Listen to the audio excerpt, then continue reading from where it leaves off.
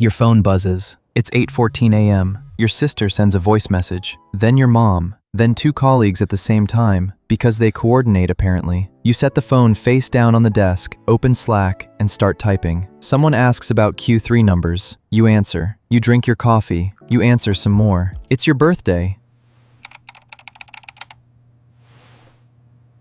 And here's the thing, you're not forgetting it. You know it perfectly well, but something in you decided quietly that today is just a Tuesday. Same route, same meetings, same lunch. Maybe even a bit more work than usual, just in case. Right now, while we're talking, thousands of people are doing exactly this, and all of them think something is slightly wrong with them. I once spent my entire birthday answering work emails, and I genuinely thought I was more comfortable that way. My brain is a very convincing storyteller. We're not here to talk about your personality. We're here to figure out exactly how your brain is trying to protect you, and why that protection sometimes looks like treating your own birthday like a logistics problem. And here's where it gets really interesting, because this has a very specific name. Your brain hates ambiguous expectations. It loves knowing what's coming, what's required, and whether you'll measure up. Birthdays break all three rules at once. Here's the first concept, the reward prediction system. Your brain is constantly running a silent calculation. What am I expecting, and will I get it? On a normal Tuesday, expectations are clear. On your birthday, suddenly the bar is undefined. Will people remember? Will it feel special enough? Will you feel the thing you're supposed to feel? Your brain doesn't love this math. It prefers certainty. Second, the threat detection network. When attention is pointed at you,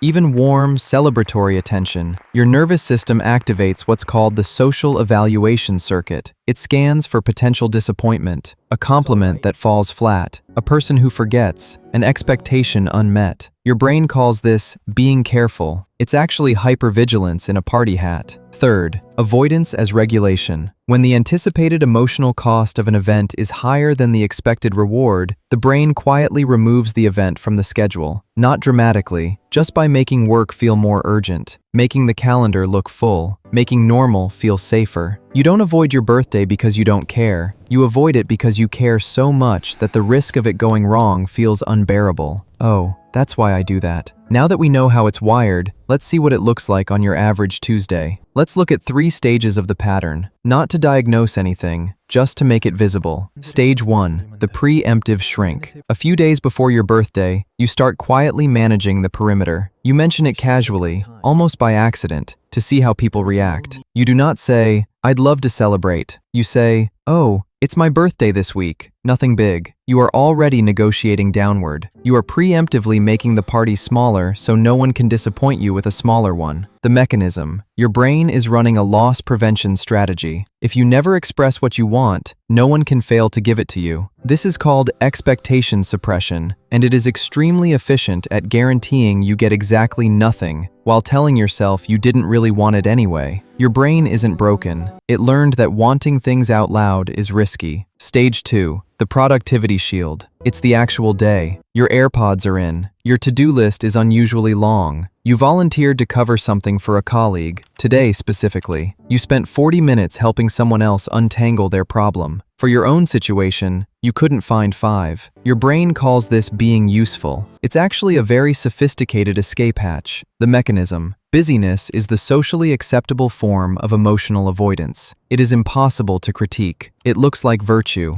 While you are busy, you cannot be present. And while you are not present, you cannot feel the gap between what you hoped the day would feel like and what it actually feels like. Your brain isn't broken. It's trying to protect you from a feeling it learned, somewhere, at some point, was too much to handle. Stage 3.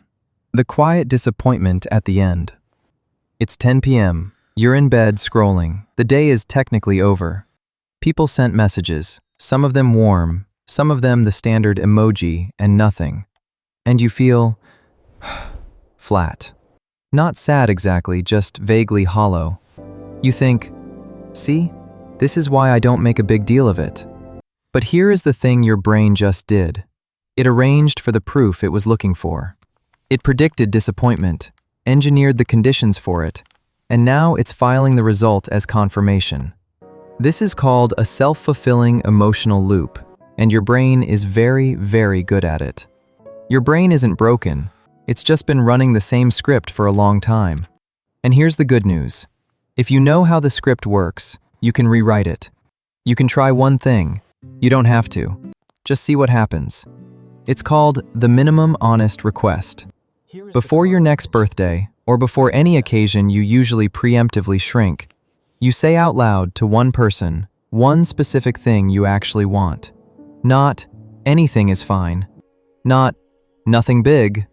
Something real. I'd like to have dinner with you. I want someone to notice it's my day. I just want 30 minutes with no agenda. Why does this work?